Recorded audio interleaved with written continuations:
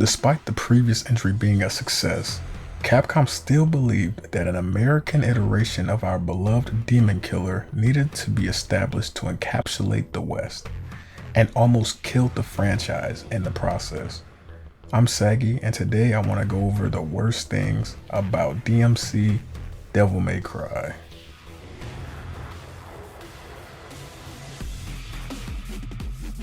Let's cut right to the chase and address the elephant in the room. With this American initiative, Capcom will have many of its characters redesigned. Dante was no exception, albeit probably the most notable example. And when I say redesigned, I mean completely remade via Capcom's request. It goes without saying that it was a flop of an idea and damaged DmC and Capsule Computers altogether.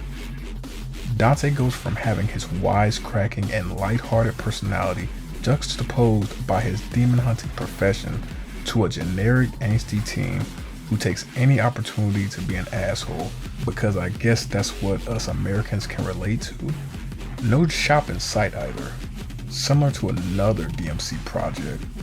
What else do we not get a sight of? Virgil. This bitch-made excuse of an antagonist is not him. Do you know why Virgil doesn't use guns? Because Virgil follows a code of honor, and he sees using firearms as fighting dirty. Except for that one time. Of course, the main antagonist is Mundus, who is basically Arius but fleshed out. Instead of being a giant demon or turning into one, he just absorbs a bunch of the environment and becomes Building Man while he resides inside. Not too different from a Gundam, to be fair. We get Kat, the obligatory new female side character, who is here to humanize Dante, similar to Mary, but less memorable. Lilith is introduced, whose sole purpose is to be on one of the most controversial cutscenes in the franchise. We also get Phineas, a subordinate of Sparta that helps Dante achieve his Devil Trigger, which is an entirely different can of worms. Wait a minute, what about Sparta? Well, the canon story leaves his whereabouts essentially a mystery with no definitive proof, but here, Sparta is imprisoned for bearing children with an angel, Eva, who's still killed by demons. This game has an odd infatuation with making their female characters weak or damsels in distress, just like women from the other games, right?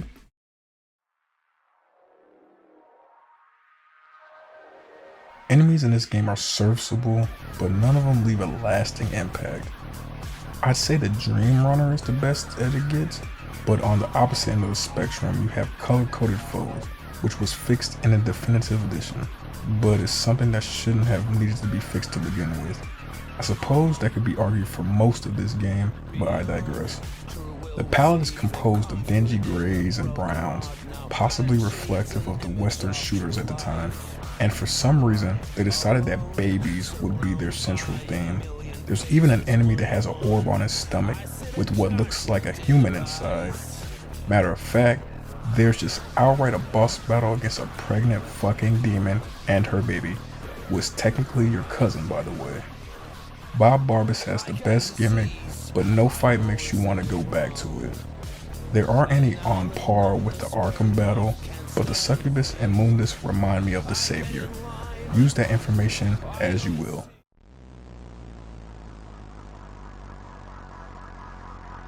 There are a couple of parts of the games that show a lack of refinement, and this reigns true even after the definitive release. A few off the top of my head are the jank-looking trillion stab, my apologies, the bootleg effects, and the choppy transition between a grounded to revived Dino. The UI feels to take a minimalist approach and almost feels cheap at times. The DmC2 interface has more personality than this, and that game cuts the soundtrack when you use the menus. Just compare this health bar to this health bar. Look at this menu, and look at this one. I personally feel as though the UI and or HUD of the game should be as quality as the game it's in, just like the music, and it looks like a first draft here.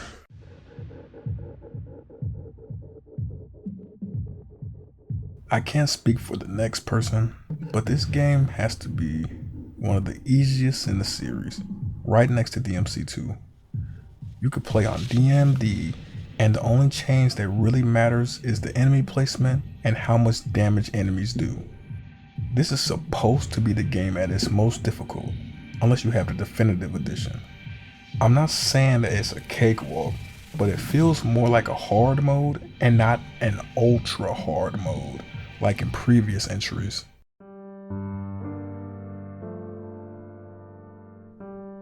Now, I don't think the gameplay is terrible, but there are areas that leave more to be desired. The guns may be the weakest they've ever been. The lock-on system is almost non-existent unless you play the definitive version, and of course, the devil trigger. I don't believe the DT is bad per se, but there are moments where you don't want to use air combos, but the entire power revolves around it. So many people will come into this game fresh and get hit with confusion because the DT of the previous 4 games now launches everything, which they proceed to try to pull every enemy down. There's also an animation that plays that will stall the flow of combat just for a moment. But what do you think? Let me know below. Like, share, subscribe, comment, etc. I'm Saggi, and I'm also out.